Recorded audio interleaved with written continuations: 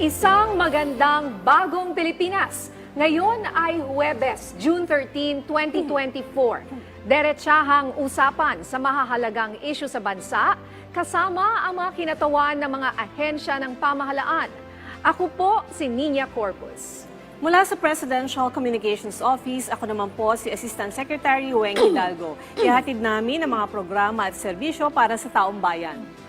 May init na balita at mga problemang dapat aksyonan. Ang ating bibigyang solusyon mula sa Bureau of Internal Revenue.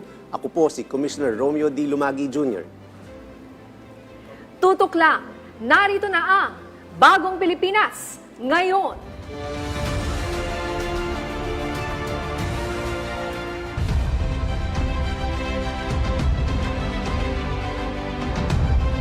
Sa ating mga balita, muling binigyang diin ni Pangulong Ferdinand R. Marcos na ipaglalaban ng Pilipinas ang mga ipinaglaban ng ating mga ninuno. Sinabi ito ng Pangulo sa selebrasyon ng anibersaryo ng Araw ng Kalayaan sa Maynila kahapon, kung saan iba't ibang aktibidad ang isinagawa, kabilang na ang Parada ng Kalayaan. May report si Clazel Pardilla.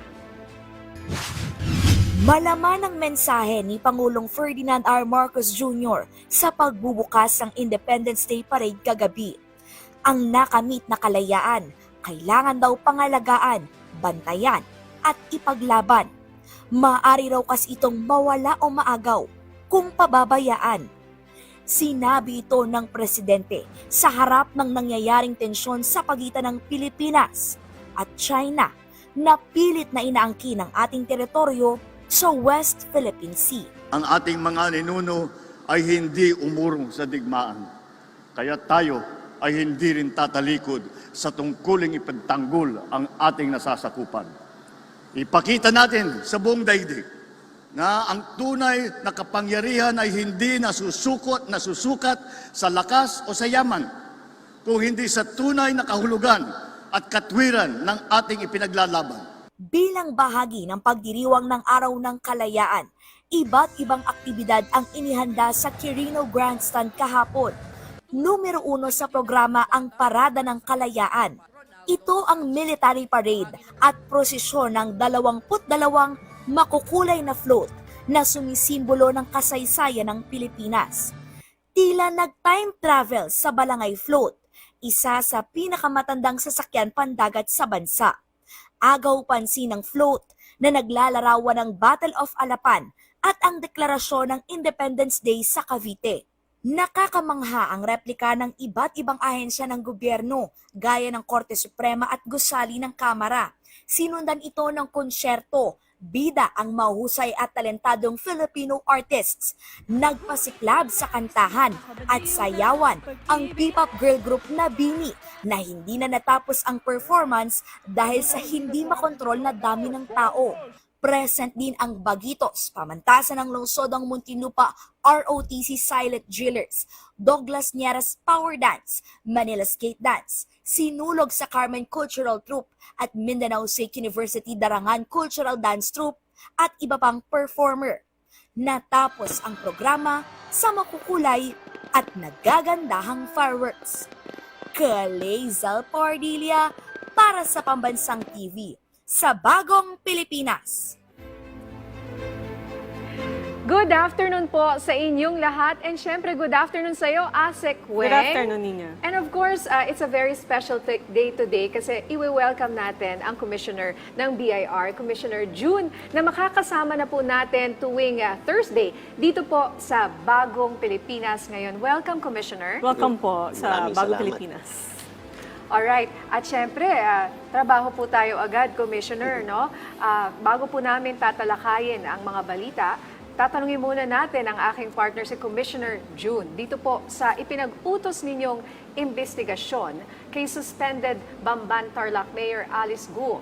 Ano po ang detalye nito at nakipag-ugnayan na po ba ang mga concerned individual tungkol dito?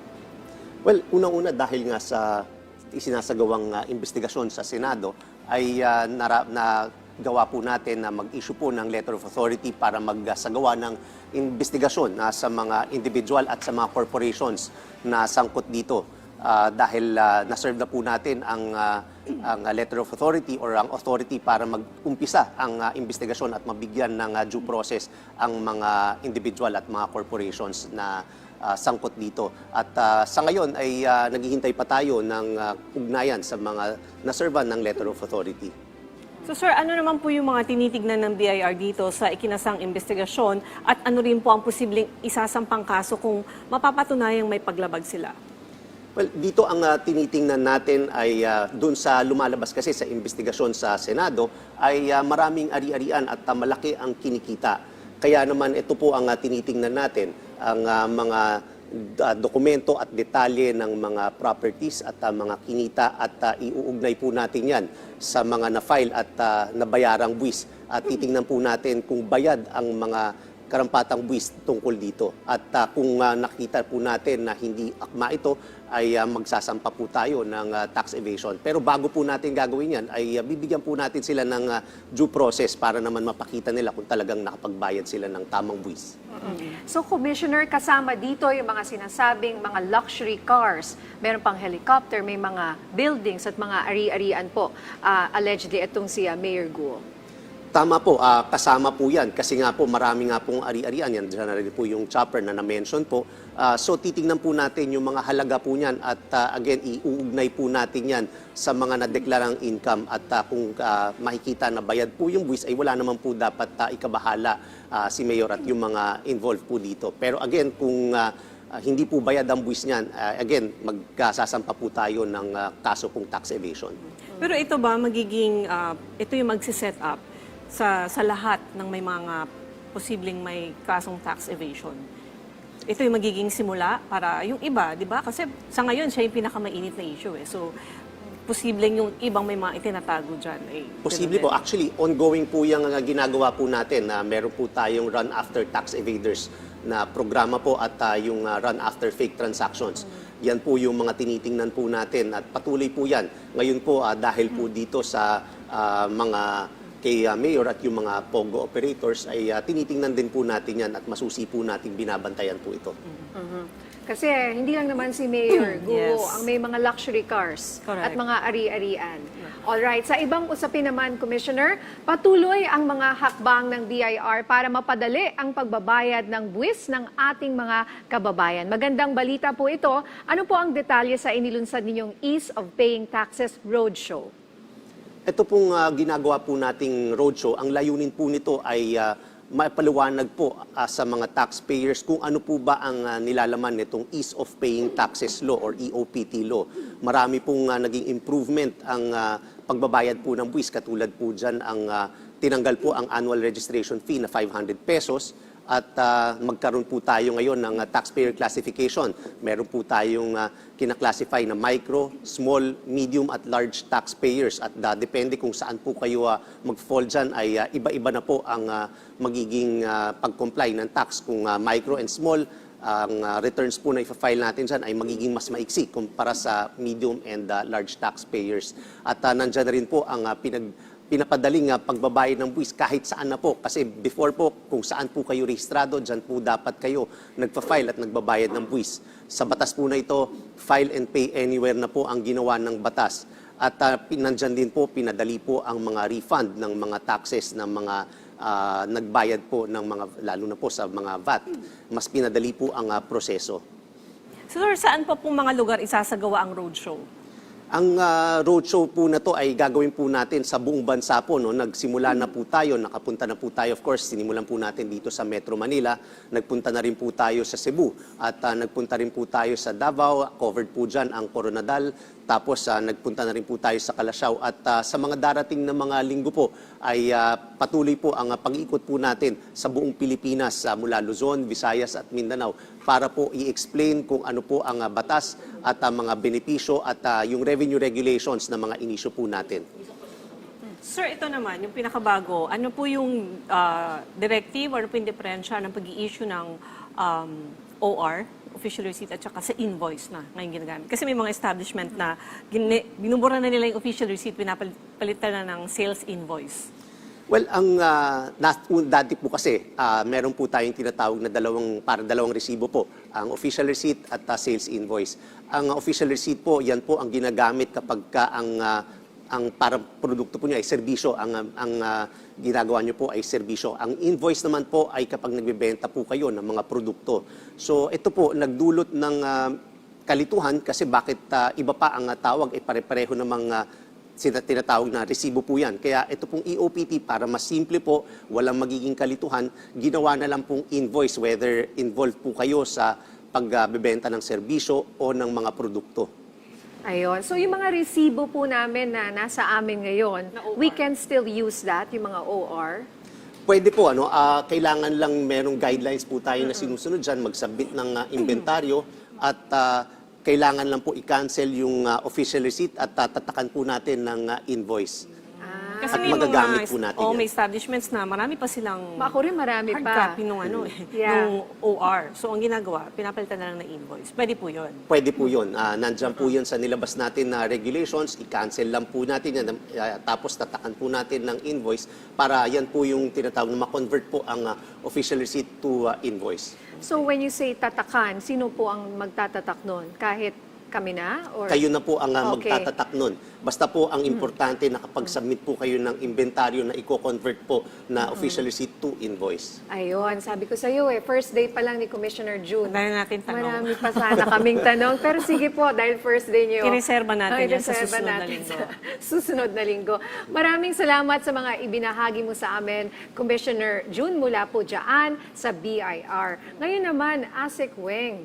Gusto namin malaman kung anong assessment ng PCO kahapon sa ating mga Araw ng Kalayaan na celebration. Oo, successful naman yung ating coverage ng Araw ng Kalayaan mula umaga hanggang gabi. Umaga, yung flag raising dyan sa Luneta, doon sa harap ng monumento ni Jose Rizal. Of course, meron ding Vandinor sa Palasyo at yung parada nga sa gabi, tas yung konsyerto. Malinis, maayos yung coverage at saka marami yung masaya kasi organized naman siya. And yung coverage ng ating Malacanang press corps, ng mga vloggers, nandun lang po sila at well-behaved naman sila. Yes. Sabi ko. At Kaya napanood ko malinis yung, lahat yan. yung parada, yes. O kung hindi kayo nakapunta, nasa lahat ng mga newscast kagabi, para makiisa kung hindi ka man nakapunta doon, you still feel yung magandang selebrasyon na inihanda po sa atin ng PCO at ng gobyerno. Oh, at syempre, maganda dyan, nakisama ang panahon. Hindi siya umulan ng Una hapon. nga, oo, pero mainit lang. Mainit lang, Tiis-tiis na lang. Alright, maraming salamat, ASEC Weng, sa mga ibinahagi mo sa amin mula dyan sa PCO. Dito naman tayo sa direktiba ni Pangulong Marcos Jr. na isama ang mga buntis sa expansion ng coverage para sa 4Ps. Pag-uusapan natin ito kasama si Disaster Response Management and OSEC Concerns Assistant Secretary Irene Dumlao, ang tagapagsalita ng DSWD. ASEC Irene, magandang tanghali po. Magandang tanghali po, Ma'am Nina. Magandang tanghali, ASEC Weng. And magandang tanghali din po, Commissioner June. And of course, sa lahat ng sumusubaybay ng inyong pong programa. Okay, mula po sa inyo dyan sa DSWD, ano po ang inyong rekomendasyon sa direktiba ni Pangulong Marcos Jr. na isama ang mga lactating women at mga buntis sa Pantawid Pamilyang Pilipino program? Okay, Ma'am Nina, unang-una nais nating banggitin na talagang tinitignan at nire-recognize ng DSWD yung kahalagahan ng pagbibigay ng atensyon sa first 1,000 days ng bata. Dahil very critical ang period na ito, napakahalaga na matutukan natin ang kanilang nutrisyon, kalusugan. Dahil nga yung first 1,000 days ay dito nabubuo dito nag-uumpisa yung brain growth ng isang bata at fundamental stage ito.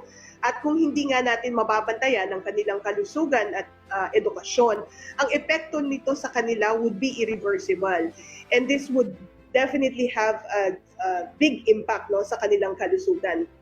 So ang layunin natin na mamuhunan sa edukasyon at kalusugan ng ating mga bata para makatulong na ma-break yung intergenerational cycle of poverty ay ma-achieve natin by considering itong first 1,000 days. So in several meetings na nagkaroon po tayo with the President, isa po sa mga ipinopose nga natin yung pagkakaroon ng dagdag na insentibo para sa ating mga beneficiaries, lalong-lalo na yung may mga pregnant women at mga anak 0 to 2 years old. Nang sa gayon, matutukan natin yung kanilang mga pangangailangan in the first 1,000 days. So, bahagi po ng ating proposal na isinumite natin sa sectoral meeting with the President ay yung nga pong pag-increase sa mga cash grants na currently tinatanggap ng ating mga beneficiaries and the inclusion of the first 1,000 days. So, Asek Irene, sa kasalukuyang benepisyo sa ilalim ng 4Ps, ano-ano pa po ba ang natatanggap na tulong ng mga miyembro nito na may mga anak? Sa kasalukuyan po, Asik Weng, yung ating mga 4Ps beneficiaries na may anak enrolled in elementary and in daycare ay tumatanggap po ng 300 pesos kada buwan. Yung naman pong enrolled in junior high school ay nakakatanggap ng 500 pesos per month at yung naman pong enrolled in senior high school ay nakakatanggap ng 700 pesos per month provided that they comply with the specific conditions of the program. Apart from the education grants, tumatanggap rin po sila ng health and nutrition grant equivalent to 750 pesos per month. At ang condition po niyan ay dapat nag-a-avail ng mga health services yung pong mga anak ng ating mga beneficiaries pupunta for pre- and postnatal care, yung mga buntis na ina, at nag-a-attend po sila ng family development sessions. But with the proposal nga po of coming up with the first 1,000 days condition, ihiwalay po natin yung pong mga pregnant women at yung mga infants, yung mga 0 to 2 years old, nang sa gayon, magkaroon talaga tayo ng focused intervention for them and ma-promote natin yung health-seeking behavior para sa kanila para mapangalagaan at ma-promote nga yung kanilang nutrisyon at kalusugan. Asek Irene, may initial data na po ba ang DSWD kung gaano karami ang mapapabilang sa palalawakin na coverage ng 4Ps? Well, Commissioner, sa kasalukuyan po, batay doon sa datos ng Pantawid Pamilyang Pilipino Program, National Program Management Office, as of May 31, nasa mahigit 28,000 yung mga buntis na ina. At yung namang pong 0 to 2 years old na mga bata ay nasa mahigit 108,000. But of course, we expect this data to still change dahil may mga pagbabago naman po, doon sa mga current situation ng ating mga beneficiaries. And at the same time, kinakalap natin yung mga karagdagang impormasyon about our beneficiaries because baka meron nga pong mga hindi nag-declare ng kanilang mga anak o ng mga edad ng kanilang anak at may mga maidagdag pa po based on the updating sa ating pong programa. Asek, kailan naman po kaya posibleng maumpisahan ang pamamahagi ng tulong na ito para po sa mga buntis at saka lactating women na miyembro po ng 4Ps? Well, Ninya, sa kasalukuyan, ninanais ng DSWD na maumpisahan na rin itong pamamahagi ng karagdagang tulong. We have to understand na meron din pong proseso na isasagawa for this. Unang-una, tayo naman po ay nabigyan ng direktiba ng ating pong mahal na Pangulo na makipag-ugnayan with the NEDA and the DBM nang sa gayon, ma-determine natin yung target number of beneficiaries and the cash grant na matatanggap po nila and the total funding requirements. And of course, this would require some legislative actions dahil nga po ang nakasaad sa 4Ps Act ay yung lamang compliance ng mga program beneficiaries sa education, sa health, and kung magdadagdag na tayo ng karagdagang condition, of course, some amendments of the law will have to be made. And likewise, yung ding pong cash grant na tatanggapin ay dapat din pong maisaad doon sa existing na batas. But we are very grateful na maganda po yung pagtutulungan natin with the relevant agencies dahil we hope na maipasama nga ito. Linalakad natin na maipasama itong amendment of 4Ps law sa priority legislative agenda ng ating pong Pangulo. Sa ibang usapin naman po, Asik Irene, magsasampa po ng kaso laban sa isang barangay official na di umano'y nagnakaw ng ayuda mula sa isang kababayan nating buntis sa Davao. Ano po ang detalye nito? Yes, Asik Wen, noong nga pong Tuesday, tayo ay nakapag-sumite na ng ating joint affidavit para sa pagsasampa nga ng kaso laban sa barangay officials sa Davao na allegedly ay nag-withhold ng cash grant na ating pong ipinamahagi sa ating pong identified beneficiary. Ito yung kaso na paglabag sa Republic Act 3019, yung Anti-Graft and Corrupt Practices Act, and of course, any appropriate criminal charges batay na rin doon sa isinumiting salaysay ng ating pong beneficiary. So, ma'am, ito lang po ba yan o baka meron din sa iba pang barangay sa buong Pilipinas? Sa kasalukuyan po, we're treating this case as an isolated case.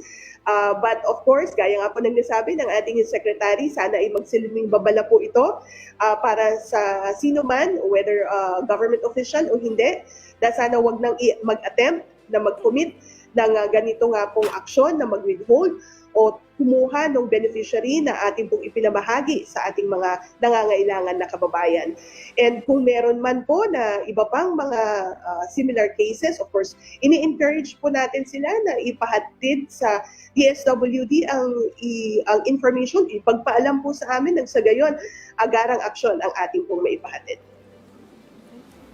Asik, pakipaliwanag po sa ating mga kababayan, paano po ba ang proseso ng pamamahagi ng cash assistance mula sa DSWD? May representative po ba mula sa inyong ahensya tuwing isinasagawa ang pamamahaging ito? Well, tama po yan, Commissioner. Meron po tayong mga representatives, meron tayong mga kawani na nag-a-assist sa ating pong mga beneficiaries kapag may distribution ng cash assistance. Unang-una, meron tayong isinasagawa na validation process na kung saan yung ating pong mga clients or beneficiaries ay nagsusumite po ng mga supporting documents na kinakailangan para nga po sila ay matulungan ng ating pamahalaan. Pangalawa po, after the validation process, magsasagawa tayo ng mga manual payout activities kung hindi po applicable yung digital payouts. Ngayon sa ating pong manual payouts, tinitipon po natin sila isang lugar. Meron po tayong mga staff, may mga special dispersing officers and DSWD paymasters na siya pong nagpapaabot ng tulong directly sa ating beneficiaries after po na ma-ascertain yung kanilang identity based on the records also that they have submitted or presented. And yung pong cash grant o yung pong assistance na ibinapahagi natin sa kanila, nakapaloob po yan sa isang envelope na may tatakbo ng DSWD. So after po nilang matanggap yung kanila pong assistance, sila po ay pumipirma sa payroll na meron po tayo. So after that, sila na po ay ready na o pwede na pong umalis doon sa ating payout site. So ganun po yung proseso, and gaya nga po ng nabanggit ko, meron naman po tayong mga kawani na gumagabay sa ating mga beneficiaries. Asik, mensahe nyo na lang po sa ating mga kababayan. Well, unang-una tayo nagpapasalamat sa inyo pong programa dahil binigyang daan niyo po ang DSWD para tayo makapag-provide ng information hinggil nga po sa mga developments or updates on the implementation of the various programs of the department.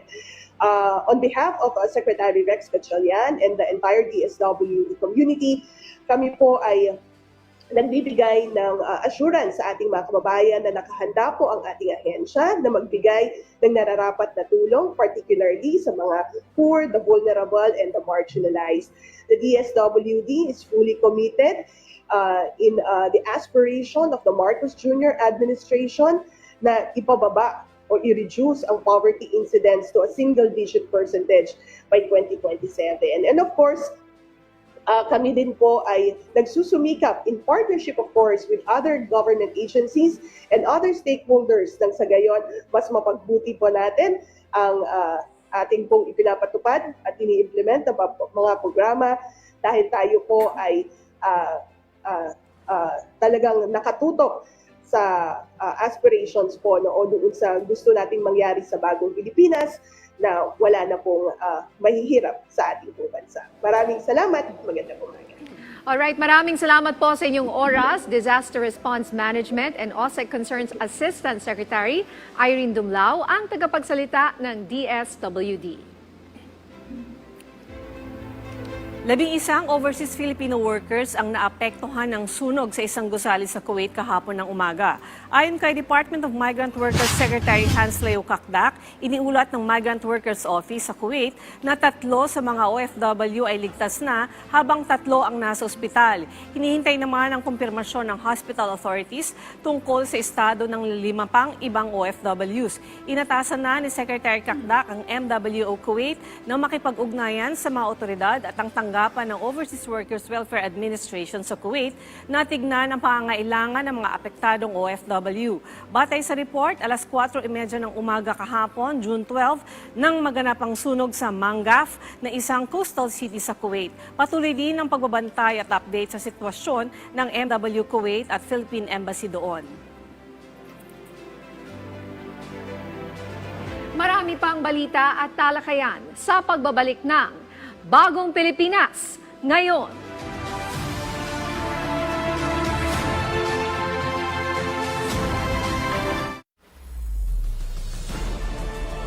Subaybayan ang sagupaan ng pinakamagagaling na mga koponan mula sa Southern Luzon for the online qualifiers. Syntax Sentinels versus VGCD. Umpisa na ang bakbakan ngayong Huwebes alas 7 ng gabi dito lang sa Unity League Mobile Legends Bang Bang National Tournament. Mapapanood sa PTV, IBC at Congress TV Channel. Susunod sa Schoolmates.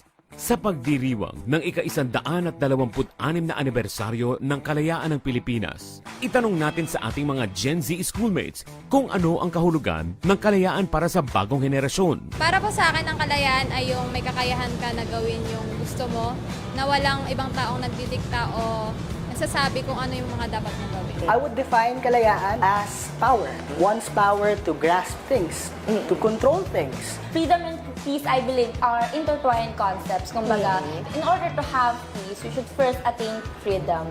Let's exercise our freedom to be heard. Dahil boses ng kabataan ang laging pinakikinggan sa Schoolmates. Dito lang sa PTV.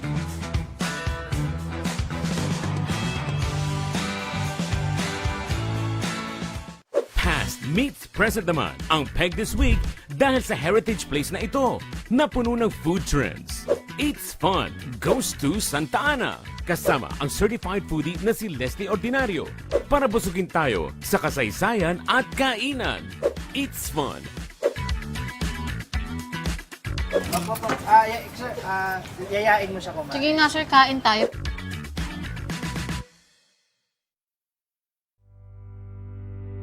Serbisyong tapat, mahusay at mabilis, handog ng ating mga lingkod bayan. I-report ang mga sumusunod na paglabag sa maayos sa pagbibigay serbisyo sa mga tanggapan ng gobyerno. Ang pagtangging tumanggap ng aplikasyon o request na kumpleto ang mga requirement. Ang paghingi ng karagdagang bayad o requirement na wala sa Citizens Charter ng tanggapan. Ang hindi pagpapaabot sa aplikante ng disapproval ng kanyang request o aplikasyon. Ang hindi pag-asikaso sa mga aplikanteng nasa tanggapan kapag official working hours, pati na habang lunch break. Ang hindi pagbibigay ng OR o official receipt. At ang paggamit o pakikipagsabwatan sa mga fixer upang mapabilis ang transaksyon. I-report agad ang anumang violation sa contact center ng bayan ng paalala mula sa inyong PTV.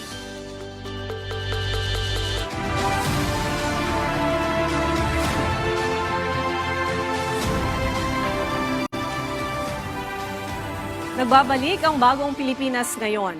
Pagkakakilanlan ng mga nasa likod ng Pogo Hub sa Porac, Pampanga at ang mataas na bilang ng mga illegal Pogo sa bansa ating pag-uusapan kasama si Dr. Winston John Casio, ang tagapagsalita ng Presidential Anti-Organized Crime Commission. Dr. Casio, magandang tanghali po at welcome sa bagong Pilipinas ngayon. Magandang tanghali po at sa lahat ng ating mga tagapanood at tagapakinig.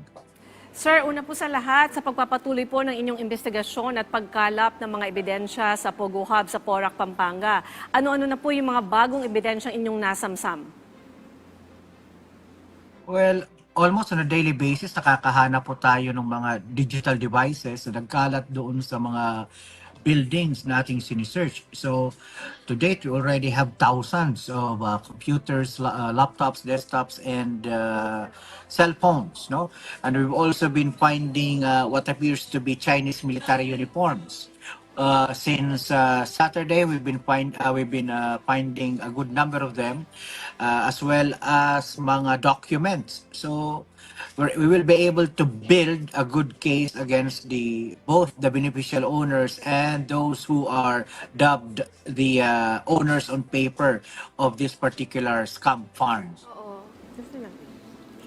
May mga identification na po ba kayo sa mga tao sa likod ng Pogo Hub na ito dyan sa Pampanga at ano po ang kasunod na hakbang ninyo matapos pong malaman kung sino ang mga ito? Yes sir, tayo po ay nakita na po natin kung sino yung mga pangalan. Well, based on the documents that we have obtained from the search as well as the other documents that we have obtained from our partner agencies. As well as we've also been able to retrieve certain other evidence that would point to the so-called beneficial owners. Kasi the owners on paper do not necessarily reflect the actual owners, the so-called beneficial owners of this particular scam farm. So all of these individuals will be charged accordingly with the different violations that they've had. Also, meron din po tayong mga na-identify ng mga quote-unquote managers, mga torturers, mga enforcers na naituro ng ating mga witnesses at saka ng mga complainants. Makakasuhan din po natin ang mga ito. Bukod po sa mga nabanggit ninyo, may katotohanan din po ba tungkol sa isang pinaniniwalaang Chinese military medal na inyong nakita sa inyong investigasyon sa lugar? Ano po ang indikasyon nito kung ito ay hindi pala peke, no? Kung totoo? Well, yeah, totoo po yun na meron tayo nakuhang what appears to be a military medal or at the very least a police service medal doon po sa doon sa Porac. At kung ito man po ay mapatotohanan na totoo, authentic na military medal at saka mga uniforms na nakuha, we could probably deduce two things, no? Yung isa, pwedeng may isang veteranong pulis o veteranong sundalo na nagtatrabaho dyan o may-ari dyan. That's one. Yung isa ay, yung pinakamalala, baka naman meron nga talagang military spies na embedded dito sa ating mga illegal na mga online gaming farms na ito. Bear in mind, these are scam farms. These are what I dub as conduits of money laundering, no? So, medyo malaking problema po ito para sa bayan natin kung mapatotohanan natin na meron nga nakapasok na mga espiya sa mga scam farms na ito. So sir, tanong ko lang po kasi ayon po sa ating source, yung pong uniforme ay mula sa People's Liberation Army ng China na luma na, pati yung may mga botones sila, na-authenticate na po ba natin kung totoo itong mga to? Kasi kung mga retirees lang sila dito sa Pilipinas, tapos kinolekta lang nila yung mga luma nilang uniforme, di ba? So, paano po yung presence nila dito? Paano po natin iimbestigahan pa ito further? Well, yun nga, sabi ko, there are two things, no? Kung may mga veterano na, we've talked to military experts from within the intelligence communities and apparently, they agree na ito nga po ay mga authentic na mga military People's Liberation Army uniforms. But then again, tama po kayo, dated na po ito. Meaning to say, mga lumang mga uniforme. So, pwede mga veterano nga po ang mga may-ari nito. So, it could be that the veterans are working or owners of this particular scam farms or they're just using it, they just bought it as a collection item. Pwede pong ganoon. Until such time that we have strong evidence na talaga may nangyaring mga pangi-espiya, espionage coming from these scam farms. I would like to believe that all of these are just at the moment collector's items. No? So sir, ano na po ang update sa mga nahuling individual mula dito sa Pogo Hub na ito sa Porac? Nasaan na po sila ngayon? Lahat po ng ating mga na-welfare check, na-rescue at saka mga nahuling mga foreign nationals nandito po sa ating temporary detention facility sa May Pasay, dito po sa malapit sa FB Harrison Corner, Williams. Sila po ay na-inquest na po ng immigration at lahat po sila, maging yung mga na-rescue natin, ay nasampahan na po natin ng mga immigration violation charges po. So, yung mga na-identify natin ng mga victims, we won't be able to report them, as well as those yung mga identify natin ng mga torturers at saka magiging respondents natin eventually. We will bring them to court and we will have them answer for their crimes here in the Philippines. Now, the rest that you won't be able to charge criminally, we would deport them at the soonest possible time as the funds become available po. Dr. Casio, ayon po sa report, habang gumugulong ang investigasyon, tumataas din di umano ang bilang ng mga illegal Pogo Hub sa bansa. Nasa ilang Pogo Hub na po ang illegal na nag-ooperate sa bansa ngayon at mula po sa anong mga lugar ito?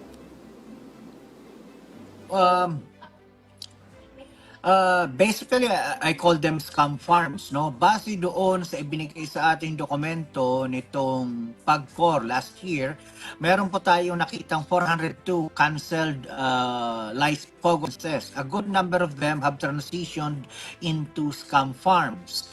So, sa isang listahang nakita namin na magmula sa PAGCOR, meron kami namataan, na-evaluate na 58 scam farms na active. Pero the number of scam farms that are operating out there could be anywhere between as low as 58 to as high as 402. Siguro the median number would be 300. Now, nasaan po sila? Nagkalat po sila. But they're all over the country. They're in Mindanao, they're in the Visayas, they're in Palawan even. So, but the great bulk of them are concentrated in Metro Manila, in Central Zone and in Calabarzon. Diba? Dahil po sa illegal operations sa mga Pogo Hub na ito, sa tingin niyo po ba ay napapanahon ng ipanukala ang tuluyang pagsasara ng mga ito at huwag nang bigyan ng permiso? Well, at this point, that is a policy question. So I would defer the answer to that question to the policymakers. We in the law enforcement, our primary concern is to be able to identify areas where crimes are being committed, and as if evidence warrants, then we would operate against them. From a law enforcement perspective, closing them outrightly with just a click of a finger would be counterproductive in as much as look at what happened to the 402.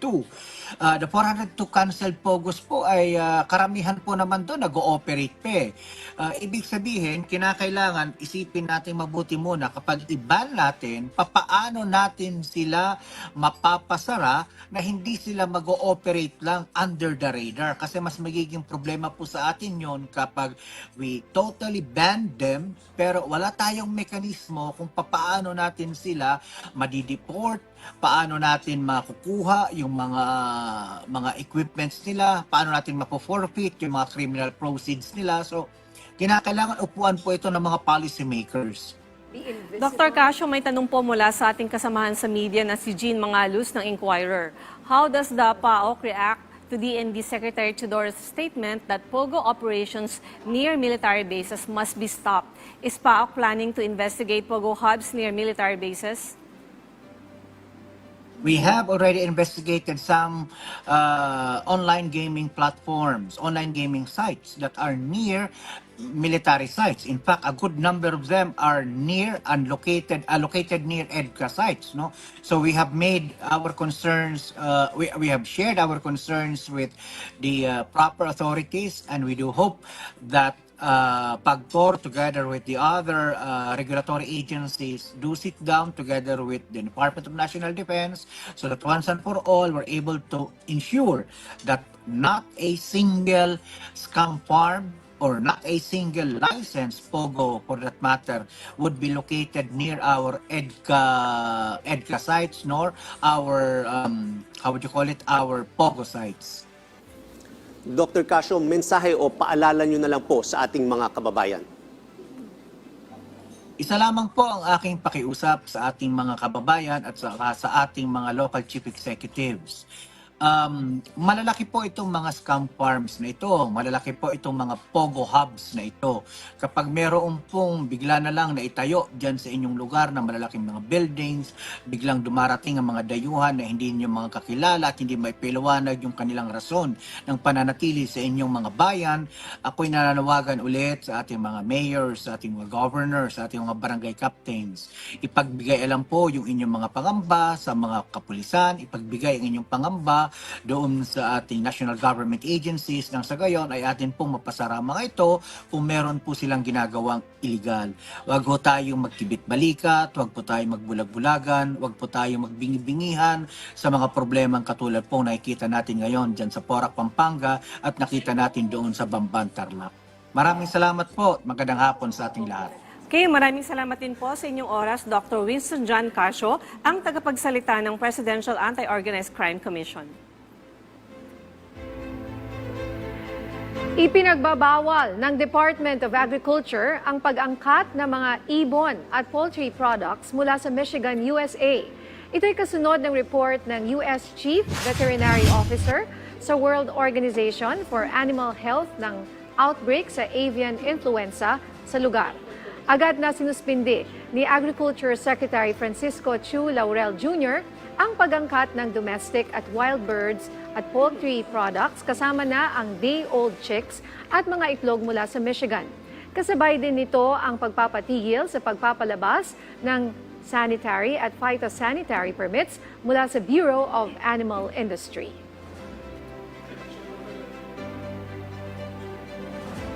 Update sa epekto ng patuloy na aktibidad ng Bulkang Kaunlaon. Ating pag-usapan kasama si Director Edgar Posadas, ang tagapagsalita ng Office of Civil Defense and DRRMC. Director Posadas, magandang tanghali po. Magandang tanghali, Asek. Magandang tanghali, Ma'am Ninia. At sa lahat po na nanonood at nakikinig, magandang tanghali po. Mula po sa inyong assessment, gaano na po kalaki ang pinsalang na idulot ng pagputok ng buong Bulkang Kanlaon kamakailan? Sir, yung latest natin na datos, no? Initial lang po ito sa damage and losses to agriculture. Meron na po tayong 104.825 million ang losses po to agriculture. Ito po ay base ng Department of Agriculture Bulletin number 2. Sa dalawang region po ito, sa Western Visayas at saka sa Central Visayas. At tayo po ay nakapagkaloob na ng assistance totaling 11.346 million sa mga nasalanta pong pamilya doon sa ating sa dalawang region na apektado po. Uniform sila na. Nitong nakaraang linggo ay itinaas po ninyo ang Blue Alert status sa paligid ng Mount Canlaon. Ngayon po ba ay nasa parehong alert status pa rin pa ito o may pagbabago na? Sa ngayon, Ninya, ganun pa rin, ano? Kasi even yung ating hindi lamang po doon, but to complement yung mga efforts doon kasi sa utos na rin po ng ating Pangulo at ng ating butihing Secretary ng National Defense at si Undersecretary ni Pomoceno din po, tutukan at ay patuloy yung coordination lahat po ng region, Region 6, 7 and also our NDRIM OC po dito sa Camp Aguinaldo ay naka-blue alert po para mas makatutok lang po, which what this means is at least mga karagdagang 50% po ng manpower, no? Both virtually at saka physically, lalo na po yung ating mga uniform services para kung kinakailangan pong may respondihan o may tulungan o may i-address, readily available po yan dun sa both dito po sa national at saka sa mga regional offices and RDRIMCs natin dun sa dalawang region po.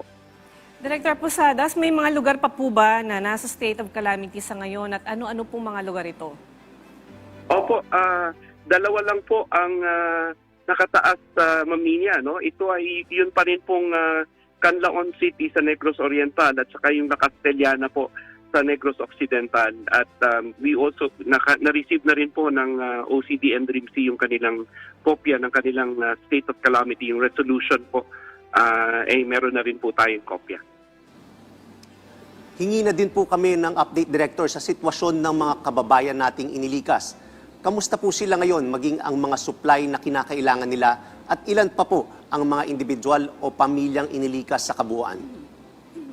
As of 9 a.m. kanina, ASEC, meron po tayo sa mga affected barangays. 20 po sa Region 6 sa Western Visayas at saka 5 barangays po sa Region 7.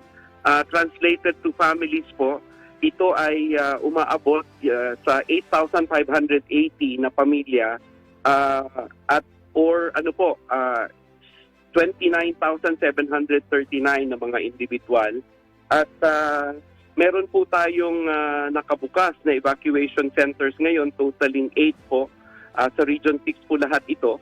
At this is catering to these evacuation centers are catering to 1,309 po na mga pamilya or 4,705 na mga individual affected.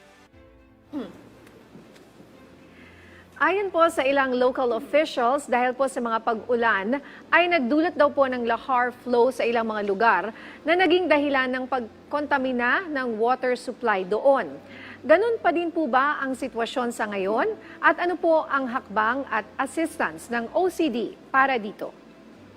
Opo, tuloy po ang ating koordinasyon, Ma'am Ninia, no? At in fact, ang inyo pong OCD ay nagpadala na po ng isang truck, yun pong water filtration truck namin with a 7-man team para po iilagay siya kung saan kinakailangan, ano, para po makapag-produce from yung dirty water po para makapag-produce po ng malinis na inuming tubig.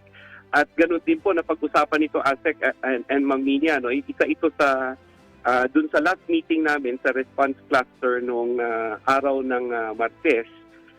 This was headed by the DSWD as the Vice Chair for Response and Early Recovery.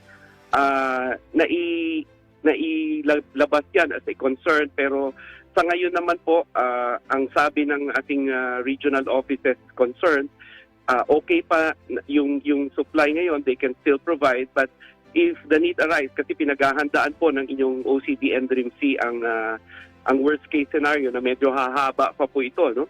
Medyo mahaba po itong pag-aalburuto. So, yun pong ating logistics division dito sa Office of Civil Defense sa Camp Aguinaldo ay handa pong mag-provide, no, ng mga bottled water na yan at saka iba pa pong mga pangangailangan kung mamarapatin po at kakailanganin ng ating mga tao on the ground, yung mga lokal na pamahalaan. Ganon din po, nasabi din po yung isa sa mga concerns, yung portalet, ano, para po dun sa mga palikuran, doon po sa mga evacuation centers na pansamantalang tinutuluyan ng ating mga kababayan. Pero yan naman po ay pwede pong ma-provide yan, ma-address.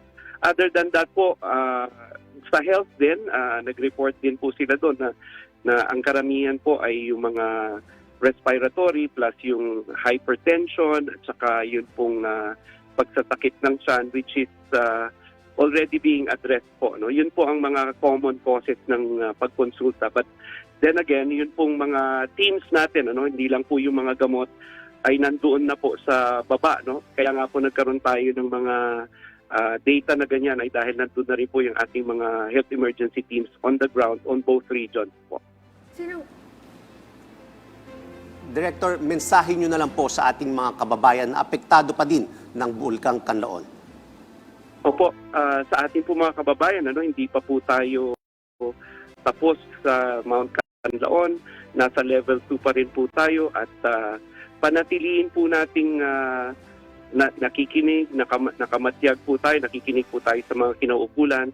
Ang atin naman po mga kaibigan sa PBOX ay palagi pong nagbibigay ng kanilang updates, ano, at yun naman po nagiging basihan ng inyong Office of Civil Defense at saka ng inyong NDRIMC para makapagplano po tayo. ang inyo pong pamahalaan ay nandito at ang pinapakiusap lang po namin kung kayo ay maanyayahan na lumikas sandali, gawin na po natin yon at we assure you po na yung mga pangangailangan ninyo dun sa mga pansamantala ninyong tutuluyan kung kinakailangan ay ipagkakaloob po natin sa abot ng ating mga kaya dahil available naman po ang mga resources sa ating regional at sa ating national level agency. So mag-iingat po tayo at nandito po ang inyong pamahalaan para tumugon sa inyong pangangailangan sa krisis na ito.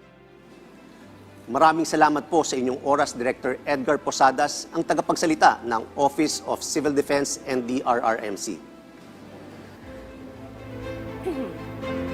Dalawang mahalagang panukalang batas ang nakatakdang lagdaan ni Pangulong Ferdinand R. Marcos Jr. ngayong araw. Kabilang dito ang Negros Island Region Act na nagsusulong na mapag-isa ang mga probinsya ng Negros Occidental, Negros Oriental at Siquijor bilang isang administrative region sa pagsasabatas nito. Mapagtitibay ang ease of doing business sa rehiyon na makapagbibigay ng kapanatagan sa mga investor dahil maipatutupad na ang efficient government transactions. Samantala, pipirmahan din ni Pangulong Marcos ang Real Property Valuation and Assessment Reform Act. Layo nitong mapabilis ang automation ng mga serbisyong ibinibigay ng mga lokal na pamahalaan na magreresulta sa maayos na tax collection at mas maayos na pagbibigay serbisyo sa publiko.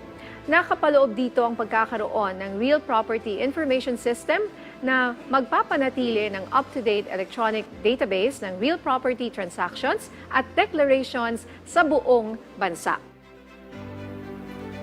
Balita sa rehiyon, nagsimula na ang pagsasanay ng iba't ibang school heads sa Cordillera Region kaugnay sa pagpapatupad ng matatag curriculum para sa school year 2024-2025. Ang detalye sa report ni Eddie Carta ng PTV Cordillera. Kung ang mga estudyante ay isang buwang nakabakasyon sa kasalukuyan, ang iba't ibang namumuno ng paaralan ng Cordillera naman ay aktibong nakatutok ng pagsasanay sa DepEd Regional Office. Ang School Heads Development Program sa mga opisyal ng paaralan ng elementarya at sekundarya ay nakatuon sa pagpapatupad ng matatag curriculum ng 2024-2025 school year. We'll train them to come up with a school improvement plan which will really improve. Basically, most important is the learner performance. They train school heads so that they can have school-based training of teachers in July. Pangunahing hangarin o goal ng matatag curriculum ang pagpapalaga sa mga learners at nakatuon sa pagbabasa, math at life skills. Ganun din ang pagtutok ng kanilang well-being, inclusive education at positive learning nila. Nagpasalamat ang mga partisipante na kinabibilangan nila school heads Jofel Simeon mula sa Schools Division Office Apayao at Mary Jane Leo ng Tuba Benguet dahil sa malaking oportunidad at pagkakataon na naibigay sa kanila at malaking tulong para maituro sa mga guro at estudyante sa kanilang lugar. It is a good opportunity for me as a new school head for me to what to do and how to be a good leader in the school po. Actually, I have a great expectation with this wherein I could be helped as a school head in managing the school, in helping, giving assistance or technical assistance to my fellow teachers. Nagpaalala naman si Director Carino na base sa DepEd Order No. 3 Series of 2024, may isasagawa ang Brigada Eskwela sa July 22 to 27. Magsisimula ang klase sa July 29 at magtatapos sa May 16, 2025. Ganun pa man, nagpaliwanag din na opisyal na inaantabayanan pa rin ang iba pang darating na guidelines o panuntunan mula DepEd National Office kaugnay sa Bagong Pilipinas Hymn at Pledge na may dadagdag sa flag ceremonies sa elementary at high school ngayong school year 2024-2025. We are waiting for the issuance of DepEd. But as a government entity, we already played it last Monday, flag ceremony. Mula rito sa PTV Cordillera, Eddie Carta para sa Pambansang TV sa Bagong Pilipinas. Alright, bago po kami magpaalam, meron lang po kaming pahabol na tanong kay Commissioner. Yaman din lamang na nandito na siya. Kasi aalis siya right after. Oo nga. May time pa naman. Yeah, Commissioner, kasi kanina nga, no, nasabi ko sa balita na nakatakdang lagdaan ng Pangulo itong mga panukalang batas na pag-iisahin na yung Negros Island. Ano? And part of this, yung pong pipirmahan ni Pangulong Marcos, yung tungkol sa Real Property Valuation and Assessment Reform Act. Can you tell us more about this?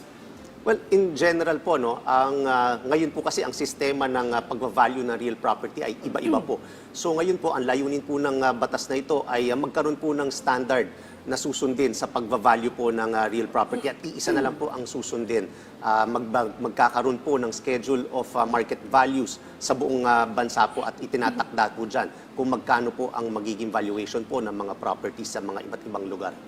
So, ang magiging basihan dyan is kung ano yung classification ng isang syudad or municipality. Kasi di ba, merong mga first class, second class municipality or mga city. Tama po, ganyan po yung magiging kasi iba-iba po yung classification at iba-iba rin yung magiging values. So, magkakaroon po ng isang standardized na pagbavalue ng real property at ito po ay i-adapt sa buong Pilipinas at magkakaroon po, iisa lang po ang magiging schedule ng mga market values para hindi na po iba-iba. So pag nag-ipag-isa po itong Negros Island region, mangyayari po ba dyan parang mapag-iisa na rin yung real property value? Well, itong, again, dalawa po yung pipirmahan po. Itong sa Negros ay iba po yan dun sa real property valuation and assessment. So, iba po ang topic po niyan. Yung real property, yan po yung ang pinag-uusapan po dyan yung valuation ng real property at magiging standard po ang pagbabayad din po ng buwis, at least with respect to BIR and local government. Pare-pareho po ang magiging value. Paano magiging value? Parang may certain percent po ba? Like, kunyari dito sa Quezon City na napakamahal na talaga ng mga lupa. Sa iba po yan, kasi mangyayari po, magiging magkapareho na lang po ang magiging valuation.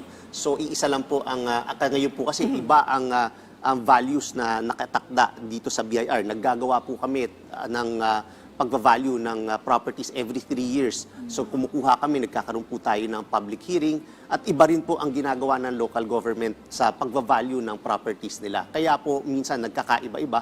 Kaya ang layunin po nito ay iisa lamang po dapat ang magiging schedule of market values ng mga properties. Ayan. Kasi siguro maganda rin. Kaya ako lang natanong, baka pwede rin konektado dahil baka tumaas yung value dahil mag-iisa na po yung Negros Oriental, Occidental at Siquijor. Pupunta pa naman ako doon bukas kasi may gymnastics competition sa Bacolod, yung anak ko. So, Good luck. ayan. Good luck sa anak ko. Pero nandito ako. Nandito pa rin ako sa Bagong Pilipinas. At dito na nga po, nagtatapos ang ating programa sa araw na ito. Samahan niyo po kami uli bukas para sa mahalagang talakayan at mabilis na aksyon ng pamahalaan. Mula sa Presidential Communications Office, ako po si Assistant Secretary Weng Hidalgo. Patuloy naming aalalayan at tutugunan ang mga pangangailangan ng ating mga kababayan. Mula sa Bureau of Internal Revenue, ako naman po si Commissioner Romeo D. Lumagi Jr. Ako si Nina Corpus. Para sa Pambansang TV, sama-sama tayo para sa isang Bagong Pilipinas ngayon.